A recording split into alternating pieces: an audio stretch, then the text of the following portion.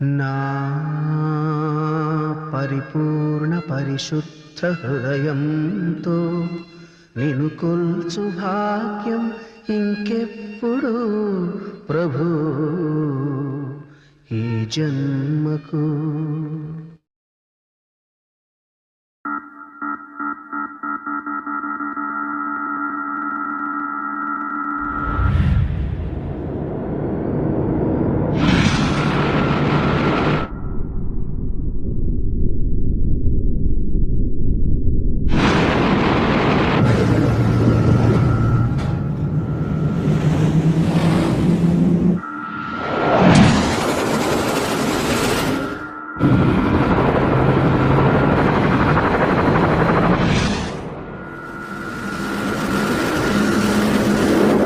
స్వాగతం, ఘన స్వాగతం.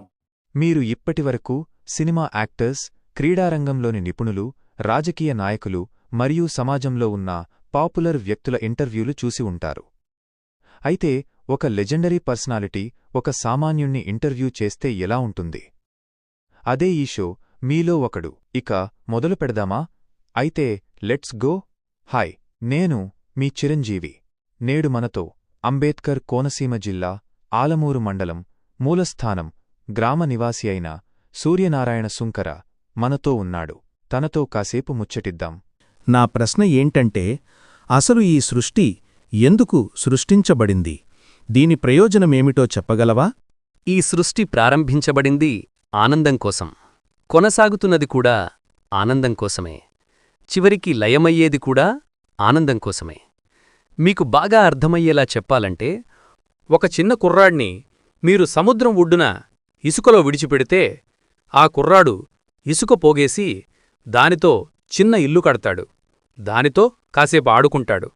ఆఖరిన వెళ్ళిపోయేటప్పుడు దాన్ని ఓ తొక్కు తొక్కి మొత్తం కూలకొడతాడు. ఆ పిల్లవాడు ఇసుకతో గూడు కట్టింది ఆనందం కోసమే, దానితో కాసేపు ఆడుకున్నది ఆనందం కోసమే, చివరికి దాన్ని కూలగొట్టింది కూడా ఆనందం కోసమే. అదే సచ్చిదానందం. ఆ కుర్రవాడు భగవంతుడు అని మనం అనుకుంటే, ఆ ఇసుక గూడు కట్టినప్పుడు అతన్ని బ్రహ్మ అంటాం, దానితో ఆడుకున్నప్పుడు అతన్ని విష్ణువు అంటాం, దాన్ని కూలగొట్టినప్పుడు అతన్ని రుద్రుడు అంటాం. అదే బ్రహ్మ విష్ణు మహేశ్వర తత్వం అంటే. నా తర్వాతి ప్రశ్న ఏంటంటే, మనం ఎందుకు కష్టపడాలి? ఈ శరీరమనే యంత్రం నడవాలంటే ఇంధనం అంటే ఆహారం కావాలి కదా. ఆ ఇంధనం కోసం ధనాన్ని సంపాదించుకోవాలి. ఆ ధనం కోసం ఏదో ఒక పని చెయ్యక తప్పదు కదా. సరే, ఏదో ఒక పనిచేసి మనల్ని మనం పోషించుకుంటాం, బాగానే ఉంది. బ్రతికి ఏం చెయ్యాలి? యూట్యూబ్లో పనికిమాలిన వీడియోలు చూస్తూ కాలక్షేపం చేయడం కోసమా మనం బ్రతికేది? మీరు చెప్పినట్లు యూట్యూబ్లో పనికిమాలిన వీడియోలు చూడ్డం కోసం కాదు మనం బ్రతికేది. జ్ఞానం సంపాదించాలి, సత్యాన్ని తెలుసుకోవాలి. సత్యాన్ని తెలుసుకోవడం వల్ల మనం మళ్ళీ పుట్టవలసిన అవసరం ఉండదు. సరేనయ్యా, మళ్ళీ పుడతామనుకుందాం. మళ్ళీ పుడితే దానివల్ల వచ్చే నష్టమేంటి? మళ్లీ జన్మలో మనం మనిషిగా పుడతామని గ్యారంటీ లేదు సార్. ఒకవేళ పుట్టినా మీరు చిరంజీవిలా, నేను సూర్యనారాయణ సుంకరలా పుట్టం సార్. ఇప్పుడున్న సౌకర్యాలు సదుపాయాలు అప్పుడుండకపోవచ్చు. ఇప్పుడు మనకున్న మంచి బుద్ధి ఆ జన్మలో ఉండకపోవచ్చు. పాపపు పనులు చేసి నరకానికి వెళ్లే అవకాశం కూడా ఉంది. లేదంటే కుక్కగానో మేకగానో పుట్టచ్చు. కాబట్టి జన్మ లేకుండా చేసుకోవడమే మంచిది అని నా అభిప్రాయం. సరే, కుక్కగానో లేక నక్కగానో ఏదో ఒక జన్మ వస్తుంది. అయితే దానివల్ల నష్టమేమిటి? సరే, అయితే వివరంగా చెప్తా వినండి. మనం మేకలా పుడితే తల నరికి చంపుతారు, కోడిలా పుడితే కోసి చంపుతారు, చేపలా పుడితే వలేసో లేక గాలం వేసో చంపుతారు. ఆఖరికి మనం ఒక గడ్డిపరకై పుట్టినా కూడా మనకి సుఖముండదు. ఎందుకంటే దాన్ని ఆవో లేక మేకో తినేయొచ్చు, లేదంటే రైతు దాన్ని కలుపు అని పీకి పారేయొచ్చు. కాబట్టి ఈ భూమిమీద సుఖం లేదు సార్. భగవద్గీతలో కృష్ణుడు కూడా ఇదే చెప్పాడు. మాముపేత్య పునర్జన్మ దుఃఖాలయం అశాశ్వతం. అంటే దీని అర్థమేంటంటే, పునర్జన్మ వల్ల దుఃఖం కలుగుతుంది, నన్ను తెలుసుకున్నవాడికి పునర్జన్మ ఉండదు అని దాని అర్థం. అంతేకాదు, చిరంజీవిగారు శంకరాచార్యులు కూడా ఇదే చెప్పారు.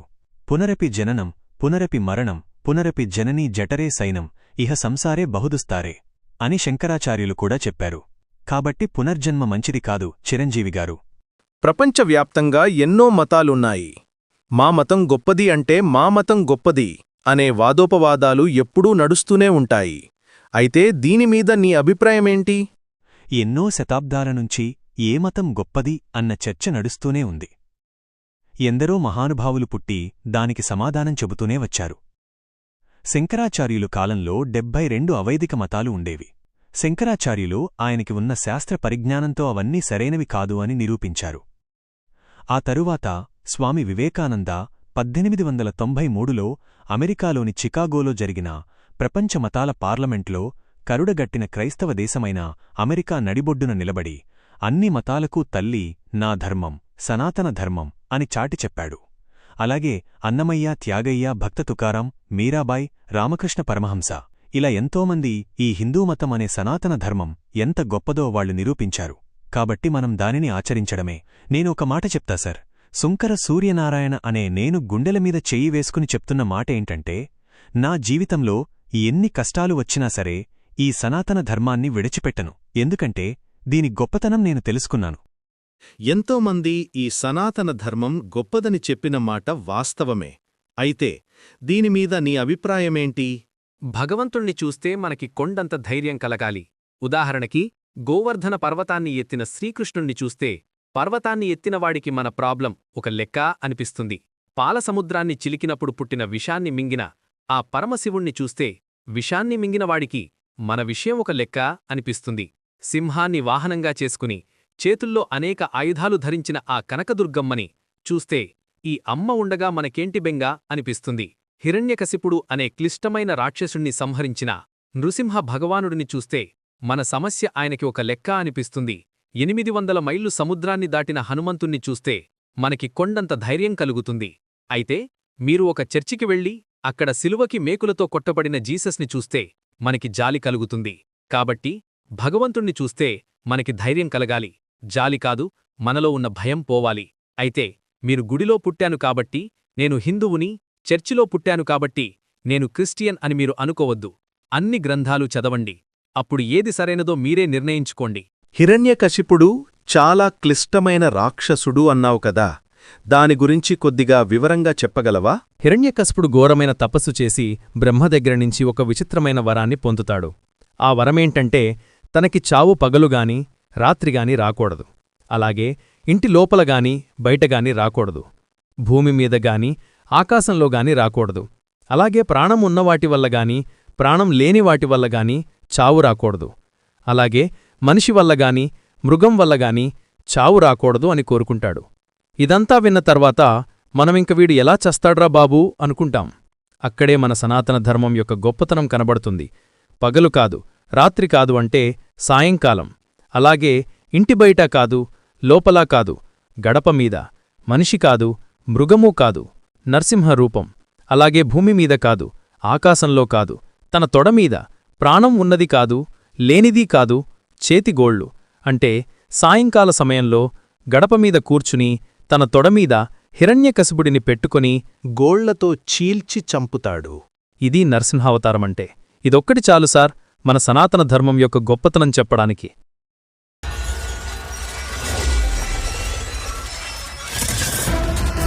ఈ మధ్య ప్రముఖ సినీ దర్శకుడు పూరీ జగన్నాథ్ సనాతన ధర్మం కంటే ముందే బౌద్ధమతముంది అని చెప్పారు. దానిమీద నీ అభిప్రాయమేంటి? అయితే ఆయన ఏమన్నారో ఒకసారి విందాం. సిద్ధార్థ గౌతమ్ లుంబినిలో ఎప్పుడో 623 BCలో పుట్టాడు. తర్వాత బుద్ధుడయ్యాడు. ఆయనతోనే బుద్ధిజం మొదలైంది. Buddhism is older then Hinduism and Christianity. ఆయన చెప్పింది కరెక్ట్ కాదు సార్. ఆయనే చెప్పాడు బుద్ధిజం యేసుక్రీస్తు కంటే 623 సంవత్సరాల ముందు పుట్టింది అని. అంటే క్రైస్తవ మతం పుట్టి 2000 సంవత్సరాలు అనుకుంటే దానికి ముందు 623 సంవత్సరాలకి ముందు బుద్ధిజం పుట్టింది. అంటే బుద్ధిజం పుట్టి ఇప్పటికీ 2623 సంవత్సరాలవుతోంది. మరి భగవద్గీత వచ్చి 5000 సంవత్సరాలయింది. ఇక రామాయణమైతే త్రేతాయుగం నాటిది. అంటే ద్వాపరయుగం కంటే ముందు. ఇప్పటికి కొన్ని లక్షల సంవత్సరాలయింది. కాబట్టి ఏది ముందు సార్ చెప్పండి? 2623 సంవత్సరాల క్రితం పుట్టిన బుద్ధిజమా, లేక కొన్ని లక్షల సంవత్సరాల నుంచి ఉన్న సనాతన ధర్మమా?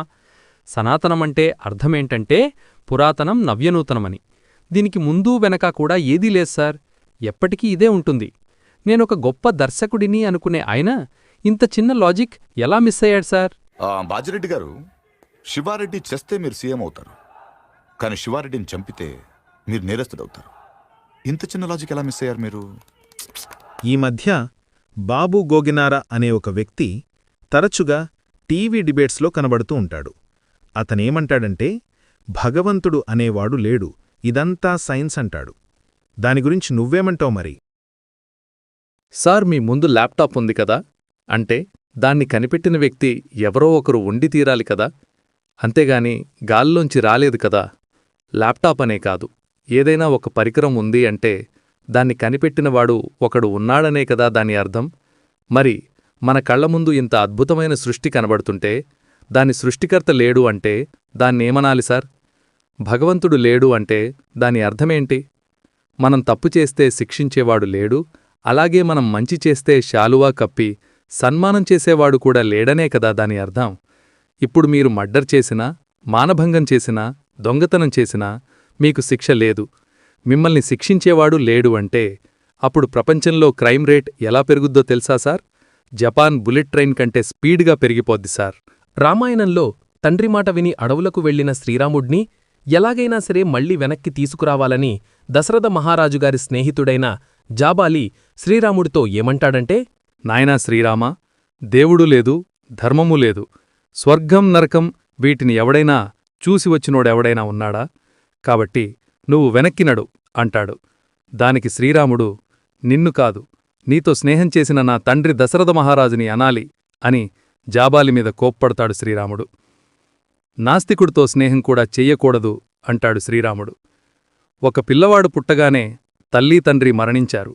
వాడు పెద్దవాడైన తరువాత నేను తల్లీ తండ్రి లేకుండా పుట్టాను అంటే ఎలా ఉంటుందో ఈ బాబూ గోగినార చెప్పిన మాటలు కూడా అలాగే ఉన్నాయి. కాబట్టి నాస్తికవాదం ప్రపంచానికి చాలా ప్రమాదం. వీడియో చివరిలో నువ్వు ఆఖరిగా ఒక్క మాట అనేదో చెప్తావు కదా, అదేదో చెప్పేస్తే మనం ఈ వీడియోని ముగించేద్దాం. యాజ్ యూజువల్గా అది చివర్లోనే చెప్తా సార్. సరే, సూర్యనారాయణ, నీకు అలాగే మూలస్థానంలో ఉన్న మన అభిమానులకు A1 మంది ప్రజలకు నూతన సంవత్సర మరియు సంక్రాంతి శుభాకాంక్షలు. ముఖ్యంగా 2026వ సంవత్సరంలో నీ జీవితంలో విప్లవాత్మకమైన మార్పులు జరిగి సుఖ సంతోషాలతో ఉండాలని కోరుకుంటూ మళ్ళీ కలుద్దాం. అలాగే మరొక్కసారి మీకు, మీ ప్రియమైన వారందరికీ, అలాగే మీ కుటుంబ సభ్యులు 50 మందికి ఆరోగ్యం, సంతోషంతో కూడిన ఈ నూతన సంవత్సర శుభాకాంక్షలు మనస్ఫూర్తిగా తెలియజేసుకుంటున్నాను. సర్వే జన సుఖినో భవంతు. ఆంధ్రప్రదేశ్, తెలంగాణలోనే కాకుండా ప్రపంచమంతా విస్తరించి ఉన్న తెలుగువారందరికీ సంక్రాంతి మరియు నూతన సంవత్సర శుభాకాంక్షలు. మీకు కూడా సంక్రాంతి మరియు నూతన సంవత్సర శుభాకాంక్షలు. రాబోయే మీ సినిమాలు విజయవంతం కావాలని, 2026 మెగానామ సంవత్సరంగా చరిత్రలో నిలబడిపోవాలని కోరుకుంటూ ఆఖరిగా ఒక్కమాట, మీరు భగవంతుణ్ణి ఏదీ అడక్కండి, ఆయన ఇచ్చింది పుచ్చుకోండి. అలా చేస్తే ఇచ్చిన వస్తువు నచ్చకపోతే మీరిలాంటి వస్తువు నాకెందుకిచ్చావ్ అని భగవంతుణ్ణి అడిగే అవకాశం ఉంటుంది. ఒకవేళ మీరు కోరిన వస్తువే ఆయన మీకిస్తే ఏదన్నా తేడా వస్తే తిరిగి ఆయన్ని అడిగే అవకాశం మనకి ఉండదు. ఎందుకంటే ఆయన ఇచ్చింది మీరు అడిగిందే కదా. కాబట్టి భగవంతుణ్ణి ఏదీ అడక్కండి, ఆయన ఇచ్చింది పుచ్చుకోండి. నీకు ఏది మంచో ఏది చెడో ఆయనకు బాగా తెలుసు. He is the only one in this universe who knows what is good for you and what is bad for you. So don't ask him for anything, just accept whatever he gives you. మళ్ళీ ఓ సందేశాత్మకమైన వీడియోతో మళ్ళీ కలుద్దాం. అంతవరకు సెలవ్. ఇట్లు మీ సూర్యనారాయణ సుంకర.